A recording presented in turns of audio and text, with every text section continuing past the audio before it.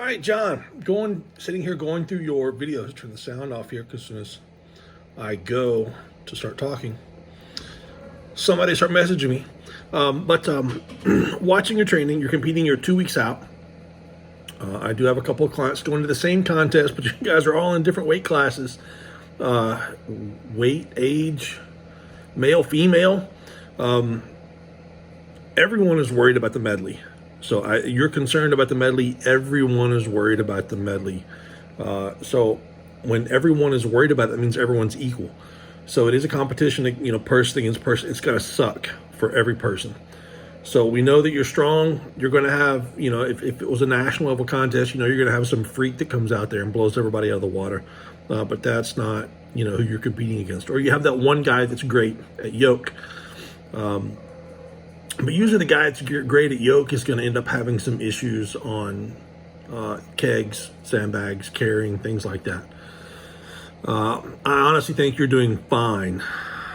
I don't want to say you're the best that I've seen so far, but you're the best that I've seen so far that I've seen. Don't want to say that, but it's true. I do want to point out that when your programming review lands on my desk at 04:37 in the morning, it is kind of hard for me to get that out to you by 9 the next morning. I do get a little bit of sleep, so did not get that out to you by 9 this morning. Was asleep. Been up all night the last few days working with the new software. You're going to see this in a few minutes. It's actually the old software updated, and then they took away the email function. So I'm trying to work around everything to get everything right for a bunch of clients, and it's thrown me way behind. Anyway, the biggest issue that I see here, let me see, I'm looking at your email. You're having issues with a shoulder and a bicep. Okay, most all the events that you're having in the contest, I mean, gosh, you've got the circus dumbbell, you've got the axle, you've got log, you've got a carry, you have the yoke. It's not the Husafel because you just got the Husafel, but then you've got farmer's hold and deadlift.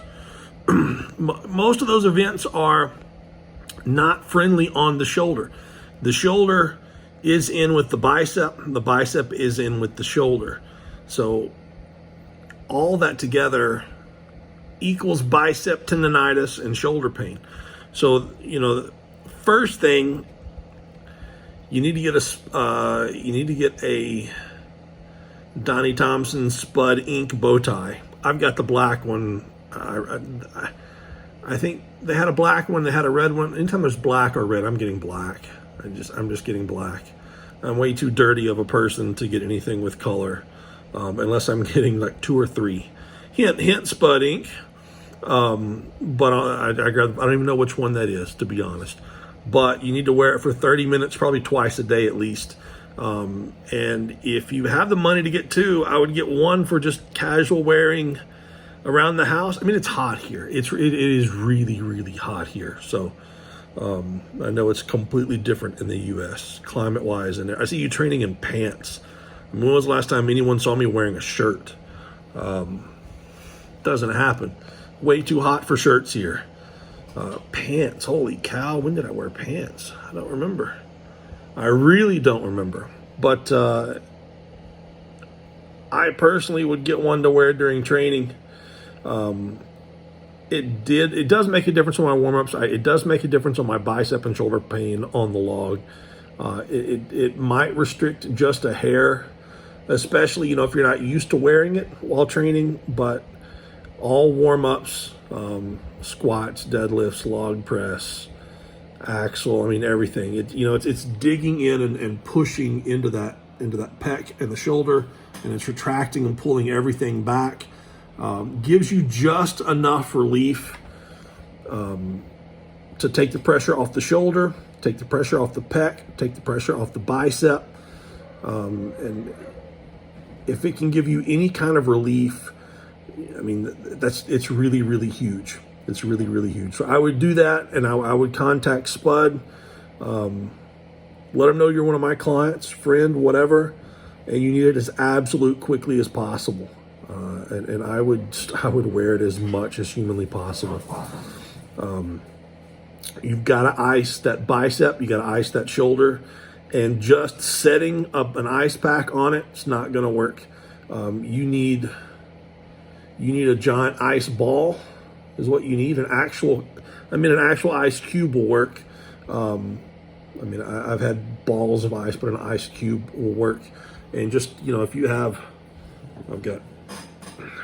I'm not flexible and everything's hurting on me as well. But I can't reach my shoulder right now. But if you got an ice cube, you just want to take that ice cube and rub that shoulder. And for 10, 15 seconds, I got my mask here, take a paper towel, wipe it off real quick, and keep applying. Anytime you're rubbing and applying like that, you're going to increase circulation just by friction, and then the ice is going to take away the pain. You need to do that before you train. You do that after you train, and probably at least another time per day. I do my elbows and knees every single day. Try to do my bicep every day as well. Between those two things, that should help you out a lot. I don't know what else you have at your disposal. If you have a massage gun, you can get a car buffer. That works great, and that's cheap as well. I always go to Walmart every time I'm in the States and buy one the first week. It's got a cord on it, which is not portable, but you're either going to get portable or you're going to get, nice and a little more expensive, which for me, it means getting it from Amazon, which means it's going to be $100 and something bucks compared to 20.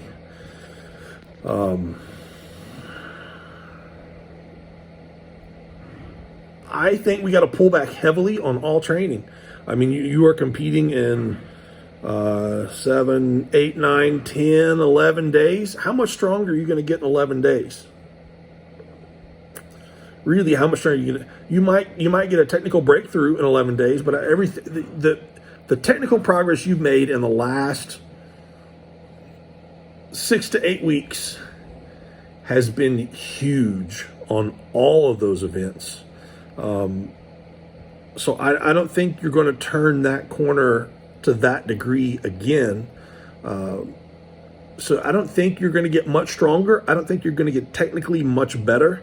But I do think one small error or not deloading properly, and you are going to get a lot weaker really fast between now and then.